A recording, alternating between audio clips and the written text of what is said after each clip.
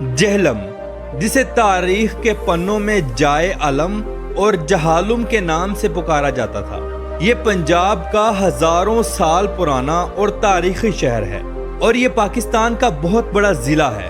یہاں کے نوجوان سب سے زیادہ پاک فوج میں بھرتی ہوتے ہیں، اسی لیے اسے فوجیوں اور شہیدوں کا شہر کہا جاتا ہے۔ 1971 کی پاک بھارت جنگ میں نشان حیدر میجر محمد اکرم شہید کی یادگار بھی جہلم میں ہی موجود ہے۔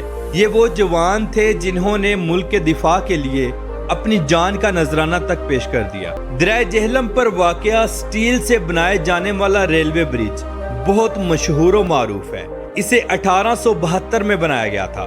یہ برج سرائے عالمگیر اور جہلم سٹی کو آپس میں ملاتا ہے۔